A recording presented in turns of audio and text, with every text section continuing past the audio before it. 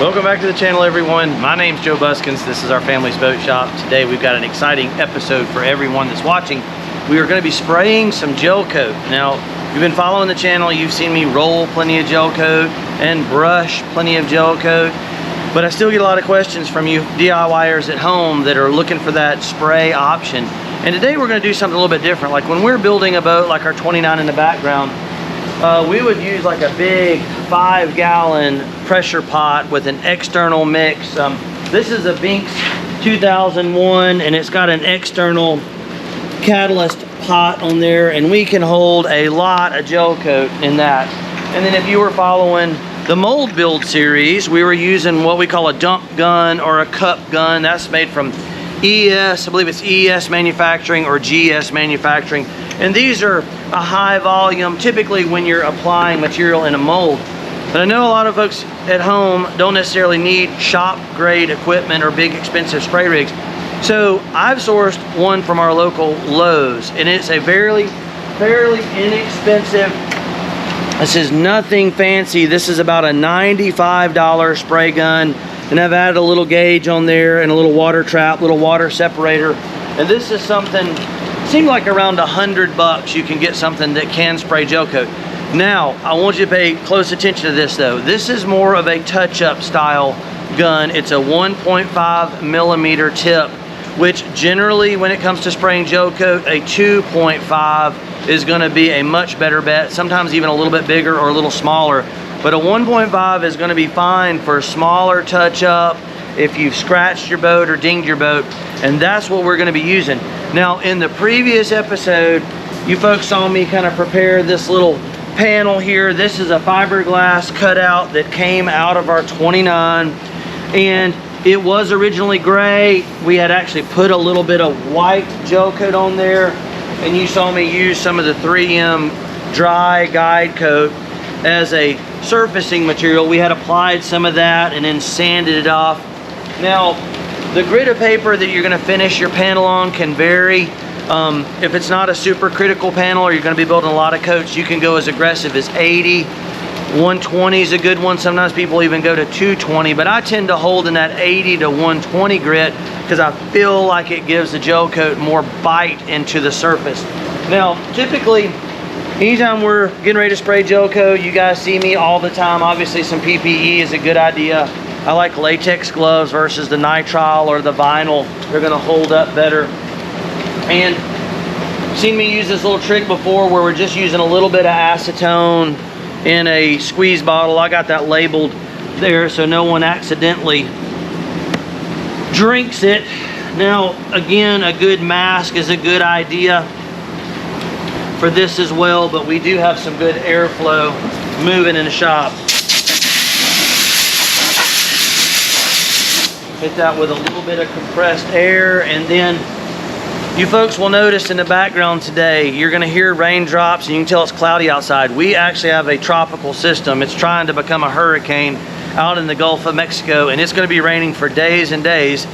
So to keep our upload schedule, I'm just gonna have to work with this. Now, with that being said, rainy conditions are not really optimal for spraying gel coat, but this is just a test panel to demonstrate.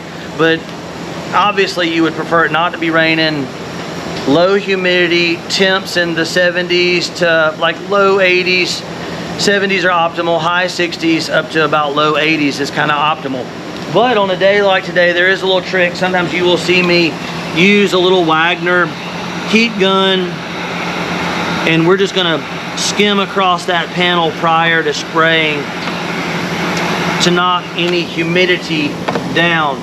Now, I also have a piece of masking paper there where we can kind of test spray our gun. And you guys out there, I know there's some of you guys out there that do a lot of this kind of work and have opinions on what kind of spray guns and whatnot, but the channel, really, most of our viewers are gonna be DIYers. So we're trying to bring this to a level that the average person at home can do this without spending a ton of money and repeatable results. So you guys out there that are pros, if you want to kind of tweak on these numbers and do something a little different than what I'm showing, you probably have the experience to do that, but we're going to try to just keep it simple so that folks can repeat this at home. So what we've got is some materials. Now these are your basic materials. Obviously we got some gel coat, but this is without wax. We have some Gelcoat with wax, and then you got your common additives. Now, there's lots of opinions on what you thin Gelcoat with or what you can use, but generally a styrene monomer is what you're going to be using to thin Gelcoat, and that's at about a max of 10%, and a lot of people will say closer to 5%. If you have only bought Gelcoat without the wax and you want the option to have wax in it, you can buy separately a surface seal. This is basically a styrene monomer solution with a paraffin wax dissolved. Some companies sell it as a sanding aid or a wax solution. And again, that's added in a small, again, probably not more than 5% maximum, probably more like 2% in most cases. And then one of our best additives that you can add is a clear additive. This is made by Orca Composites, and this is designed to be used with Gelcoat as a thinner or an additive, and it can be actually added at a 50-50 ratio, so it can be half of the clear and half of the base Gelcoat, and it'll allow Gelcoat to flow out very nice and very smooth. I don't ever really recommend acetone as a thinner, although again, some of you folks out there, I'm sure I'm going to get some comments that you've done it and it's worked okay. But I can tell you that the manufacturers don't recommend it, and if you can use styrene, that's going to be by far your best bet. Acetone is great for cleanup, generally not recommended for thinning your Gelcoat. And the last but not least additive you may use is this is the Norox MEKP, which is important to remember. There are thinners out there called MEK, but the MEKP is the actual activator for your Gelcoat. And so that is going to be the general lineup here today. So what I went ahead and did is we poured up, it's about 4.5 ounces or so, or just a touch over 4 ounces of our Gelcoat without wax. Now, I have found it's kind of tricky to pour large volumes of the styrene monomer, so we've done the same thing with our Gatorade bottle. A little hole in top, marked it as styrene, and we're going to give that just a little squeeze.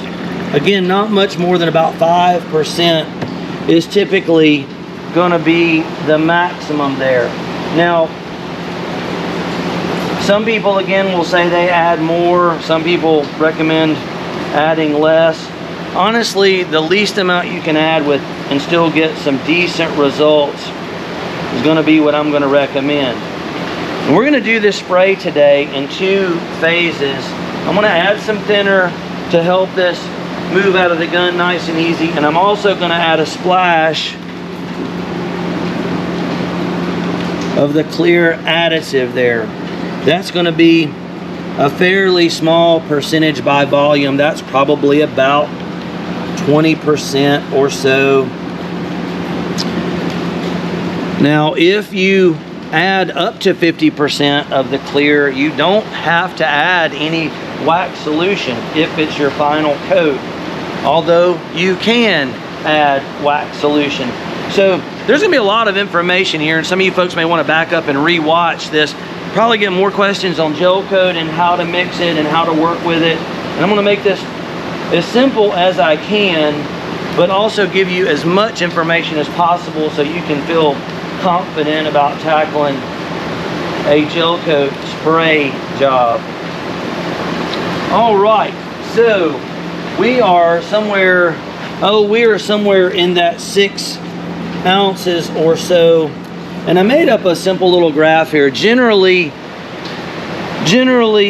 if you're going to start, say, with 32 ounces, usually 10 to 20 cc's, with more like 10 to 12 is kind of our baseline. And just as a general rule, 16.5 would be where we'd start. If it's cold, you would move up to more, so on and so forth. And then if you get down to 1 ounce, it's usually 10 to 20 drops, with the lower number being the baseline, and then the larger amount of Gelcoat you have and the hotter the temperatures, the faster it's going to cure. So we've got in that neighborhood of 6, so we're between 6 and 4 I'm going to go closer to the low end of what 8 ounces would be, and we're going to go with about 3 ounces of catalyst for MEKP, not ounces, rather cc's. I hope you folks can see there. That should be right there in the ballpark of 3 cc's. Now that's going to move along pretty nicely. So I need this to cure today, and to curing today, honestly, conditions are not perfect, but to try to maintain our upload schedule, we're gonna have to film today. Sometimes you just have to improvise. And yes, I know folks comment on my shop. This is the oldest section of my shop, and when it rains for days and days, we do have some leaks. Hoping to get that replaced in the near future, but it was very expensive. Got some estimates on metal roofs, and anybody out there trying to build or do anything these days knows that everything is very expensive. So we may even move to a different section of the shop. Now, generally about a minute or so of mixing is what I recommend. Like to mix it till you know it's good, and then mix it a little more. But remember, once you activate it, you've only got about 10 minutes tops in a lot of cases. Sometimes a little more if it's quite cold. Notice I'm kind of rotating the cup as I stir. All right, and I like to do what I call a 2-cup method. So we've got our gun clean, prepped, and ready, and I'm gonna run this through a conventional paint strainer. Make sure we've got all our material nice and clean.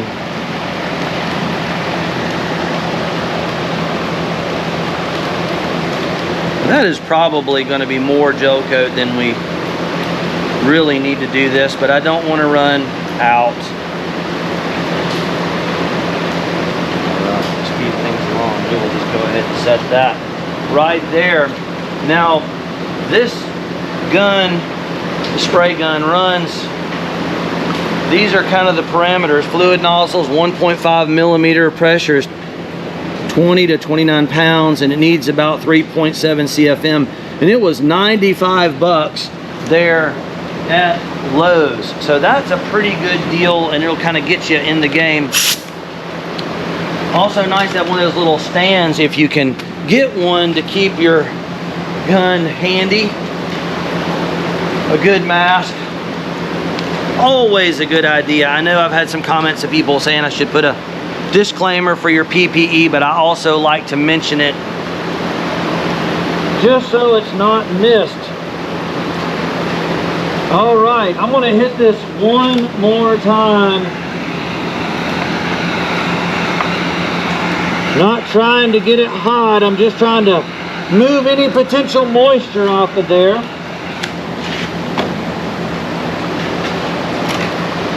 We'll do a little test shot with our gun.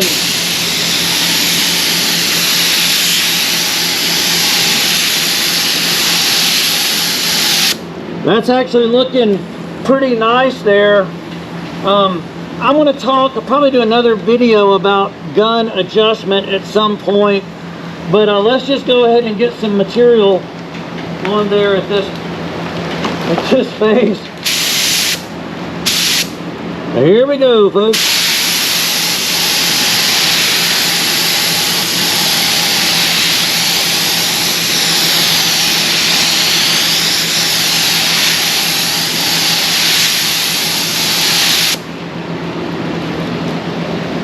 All right, that looks pretty nice. Now, I don't generally like to stack it on there too much, too fast. Give it a couple minutes for your solvent to flash out of there. That'll help some of that styrene and some of the clear additive level and flow out. And you can see we got pretty good coverage on that. Again, with a 1.5 millimeter spray gun. And this is totally fine for small applications. You're doing repair jobs and scratches, and say you've filled a gouge with some thickened gel coat and you want to come back and put a really nice sprayed finish on there. This can work. Although I will tell y'all, we've got some videos coming where I've got a larger volume HVLP type gun coming, and also a 3M, one of the new 3M rigs that should really be super nice. So again, about 2 minutes between coats, but you got to move it along, or else you're going to end up with some material in your gun cooking off on you. All right, here we go. I'm going to change direction. So first time I went this way. This time I'm going to go across.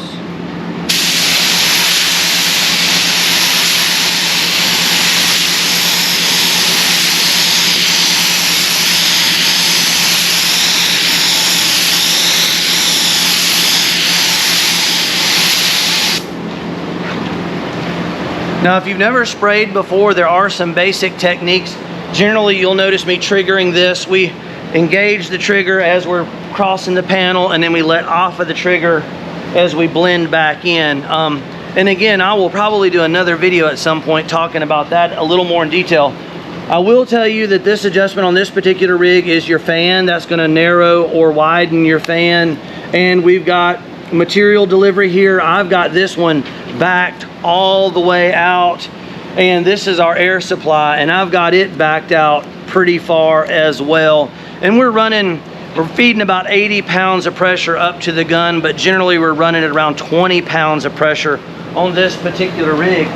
And you can see that is already getting some really nice coverage. I think that looks beautiful. And backing up, if you're new to spraying, not a bad idea to have some masking paper or something that's not crucial, and just practice. If you've never done this kind of work before, don't worry about making a mistake on your finished product or on your boat or your RV or whatever you're working on.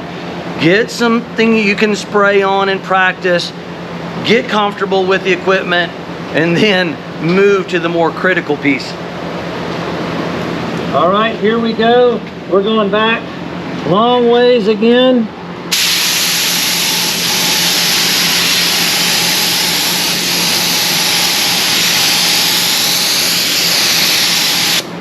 Make one more pass.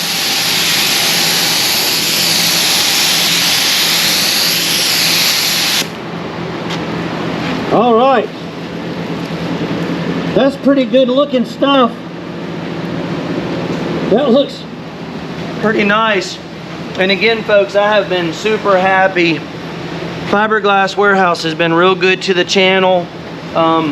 They help us out, and you guys can help the channel out by any of the materials you see me using and tools that we're using are gonna, if you purchase them through like our Amazon links, or if you go directly to Fiberglass Warehouse, there is actually a discount code FishBumpTV, and they're gonna give you a nice price break on all our vinyl ester resins, gel coats, and whatnot. And if you're looking for spray equipment, even if you buy it through our link, that does help support the channel.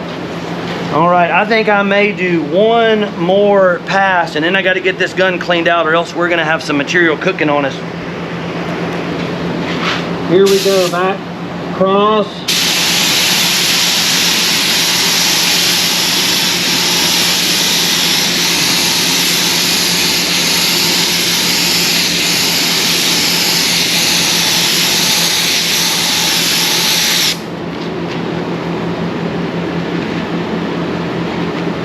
All right, not too shabby at all. Pretty happy with that. Now we're gonna have a little bit of material left over. Always good to wear some, anytime you're pouring this stuff, some eye protection is key. I did mix a little too much, but that's okay. I'd rather have a little left over than run shy of the mark. All right, so I'm going to show everyone my basic cleanup procedure. And again, everybody's got maybe different techniques they like to use, and I can appreciate that if you're a pro. I like to get the bulk of the material out of there if I can with just some hand towels or paper towels. That's the majority of it. And then a little bit of acetone in our squeeze bottle. Of course, you don't have to use the squeeze bottle, but I find it very handy. Cap goes back on. Jog that around a little bit.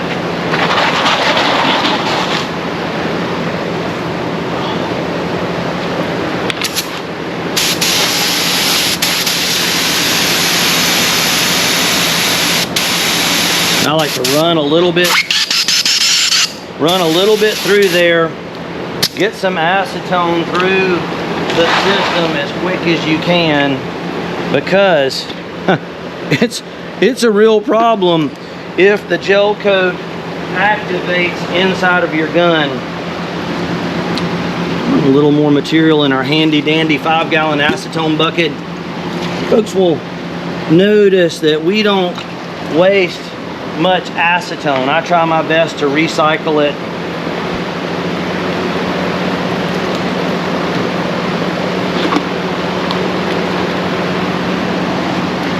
Again, wearing some gloves. I'm going to clean off the nozzle of this gun a little bit as well.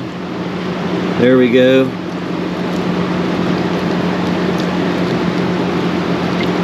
Remember, acetone is highly flammable, so very, very important to be careful when dealing with acetone. It's on the level of like gasoline, so keep that in mind.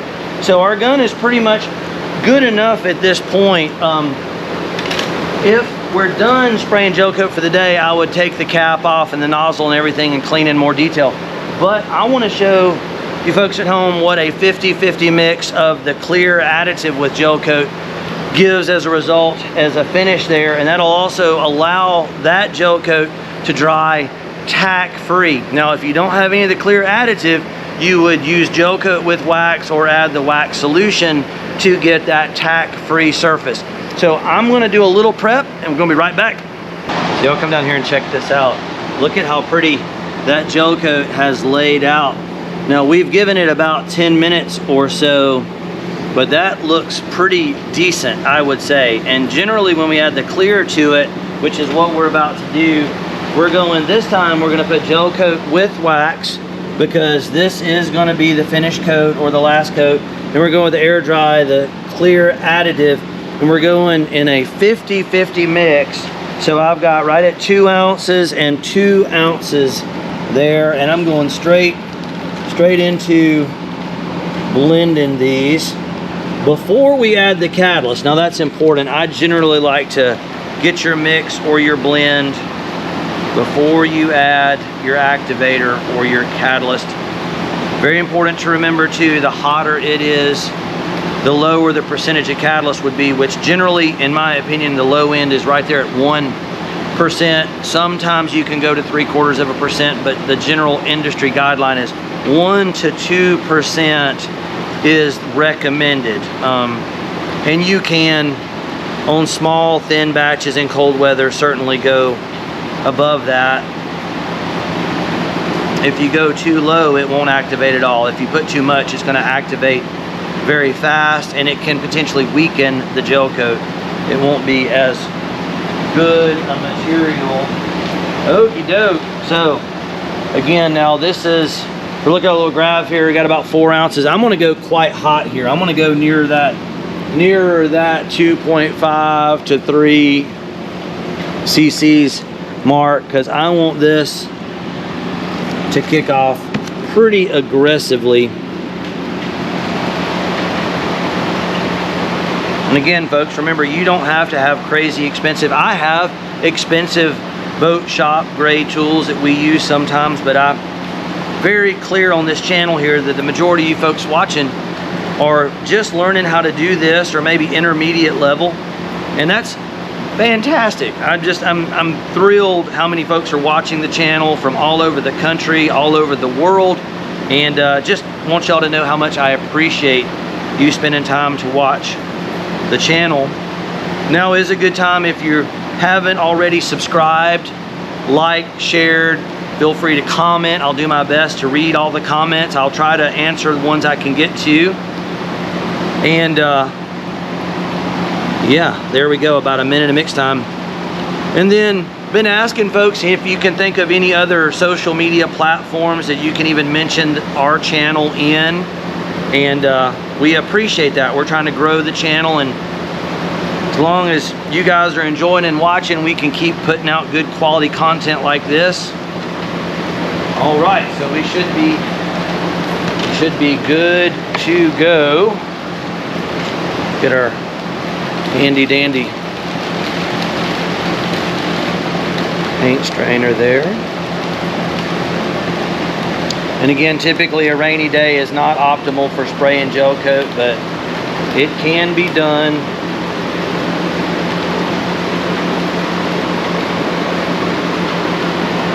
Can be done. All right, cap goes on.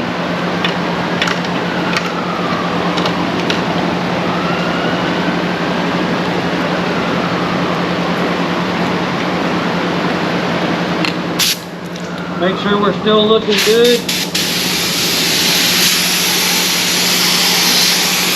Oh yeah, I like it. All right, here we go, folks.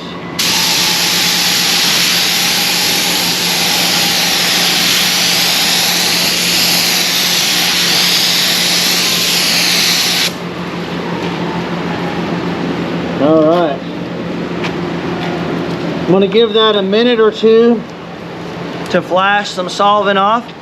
If you folks at home have any suggestions for content, now I will tell you folks, I've got a lot of questions. When we built our hard top, which is sitting there in the background for our 29, we were in the middle of our charter season, but our charter season has pretty much come to an end, and the estimates I got for building that top were very expensive, and the welding equipment is expensive. So I'm kind of just on hold for a moment. We're gonna get that installed on our 29, and we are very soon gonna be starting work on our 21-foot project boat that's gonna be using stringers, floor, transom, gel coat work. I mean, it's gonna be a complete resto, and it's gonna answer a ton of questions for you folks. So hopefully that brings everybody up to speed, but I've had a number of requests for these kind of videos and trying to get these out before we start on our 21. All right, here we go again. Little more material this time.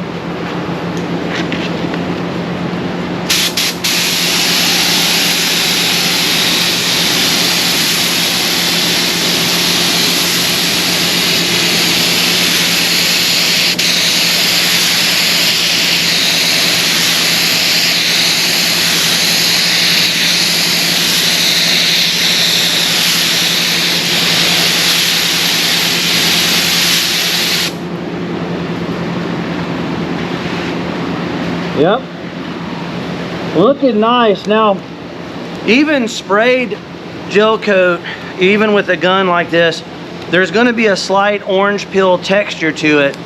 Gel coat is smooth on the side of your boat or on molded parts because the mold that the gel coat was built in was very, very smooth, and the gel coat is sprayed from the inside of the mold, makes surface on that contact on that molded surface, and reflects the quality of that molded surface. Now, for a lot of folks, that may be good enough. That amount of shine may be all they're looking for. But what I plan on doing, folks, just like in the episode prior to this one, I showed how we sanded and we used the guide coat to get the little ridges and wrinkles and pits out of there.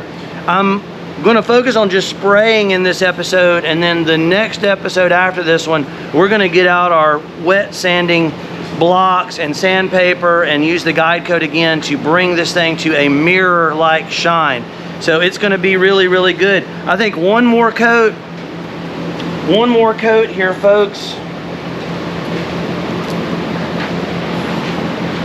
and we should be about done. I think I will come across this way.